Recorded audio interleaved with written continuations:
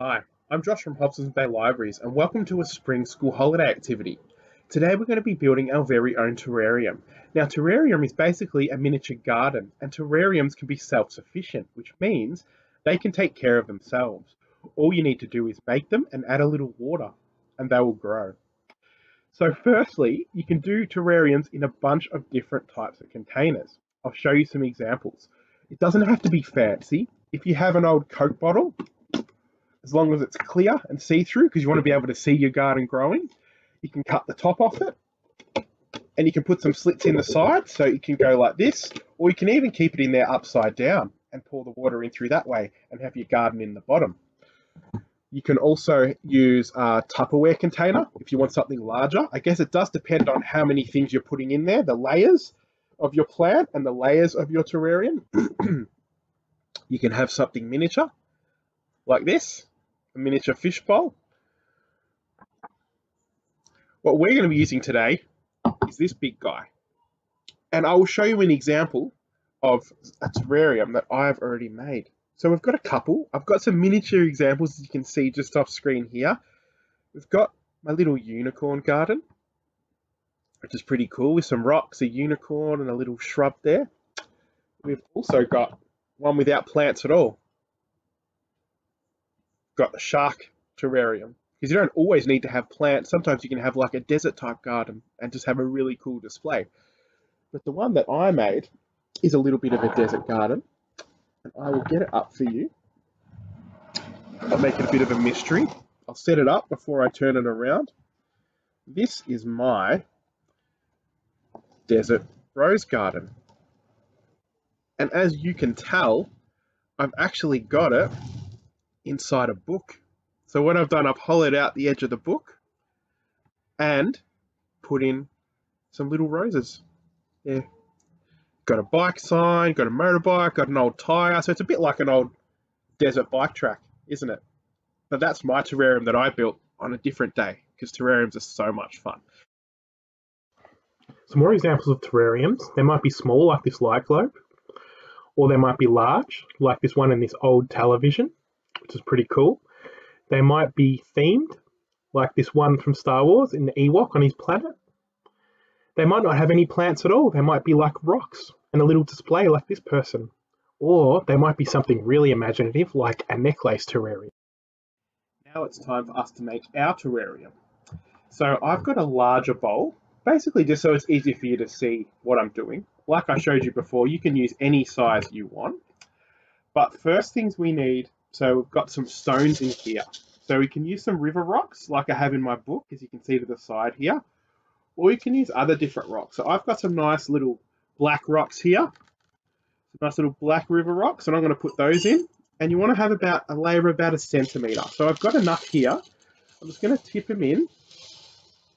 Tip all my rocks in there. Got the perfect amount, because I measured earlier. So, and then spread them around so that they're nice and flat. So these are actually going to help with drainage. So when we water our plant and it goes through the soil and through the sand layer and to the rocks, it's going to clean them, and then the water will evaporate and go back up again. So it's going to be perfect. Next layer we need is either sand or charcoal. Now I don't recommend getting sand from the beach unless you bring it home and wash it with boiling water, because it might have some microbes and bacteria in it. You're better off having really fresh sand. So if you've got sand from a sand pit that you've got at your house, or if you've got some sand from Bunnings, a nice bag of fresh sand, that is a sand I'd recommend. And that's the kind of sand I've got in here, in my little green bucket. So I'm going to pour that sand in here. Again, you want a layer of about 2 centimetres, round about 2 centimetres, and then you want to spread it out.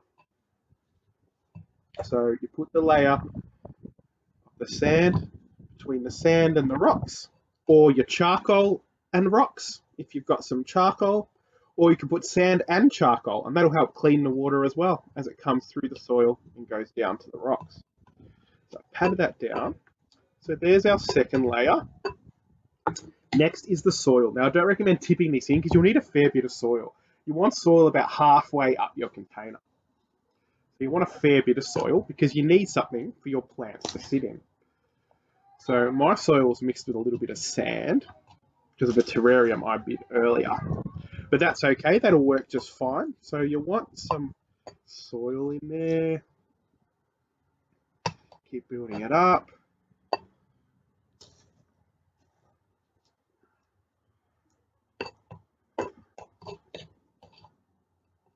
So that'll get you to about halfway. There's about good 3-4 centimeters of soil there. A really good layer. Obviously, you're going to have more soil in there than you are stones and sand. So your plant has a really good base to grow. So it can be the healthiest plant it can be with some fresh soil.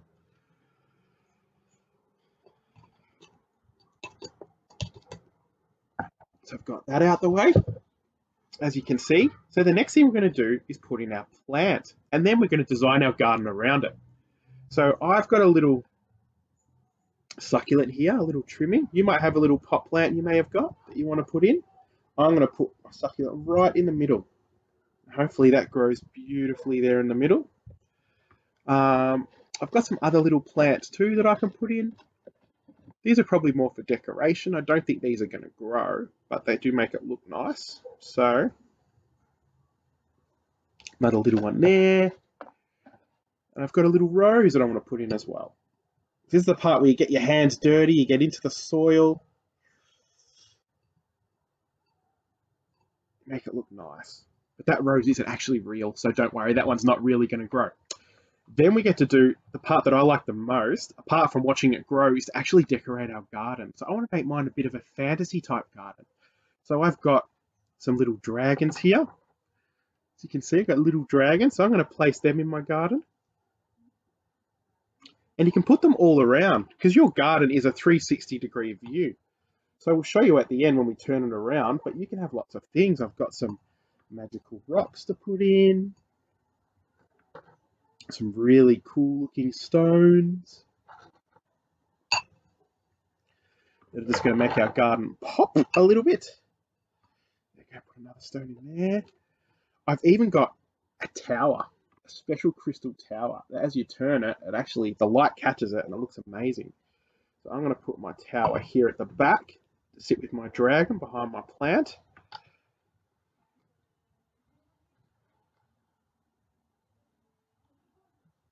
I'll move it closer if you like. So that's my terrarium so far. And I don't think there's much else I really want to add. I might add a couple of marbles. Marbles are always really cool for decoration. And I've got a cat's eye marble that I really like. Looks like the eye of a cat. That's what I call it, a cat's eye. It's got that cool shape. So I'm going to place that in too, near my dragon. Put that in there. And that is my terrarium nearly done. The last thing you need to do for your terrarium is actually water your plant. So make sure that everything's in there stably, because we're going to be pouring a little bit of water. You don't need much. That's about 2 centimeters of water. That's all you need. So you pour it on over the top of the plant so that it's going to get it. It's going to go into the soil. And it's going to give it its nutrients, some nice fresh water. And then if you want it to grow on its own, you can put tape. So if you have a lid for this, you put a lid over the top and you tape it. You tape the lid over so that it's self-contained and you'll never have to water it again. The water will go down through the soil, it'll hit the stones, it'll wash, and then when it's been in the sunlight for a while, because you keep your terrarium somewhere where it gets a little bit of sun, the water will evaporate and go up, and you'll see streaks of water coming down like it's rain on a window. And then that will come back down and that will water the plant again. It'll just keep doing that. It'll go down through the plant, it'll evaporate up, and it'll just keep watering itself. If you've got a plant that's really hardy that you can water yourself, you can leave it open and just give it a little bit of water every few days and check on it and see how your terrarium's growing. So that's the end of making our terrarium. I hope you had fun making your terrarium, and I'll see you next time. Bye.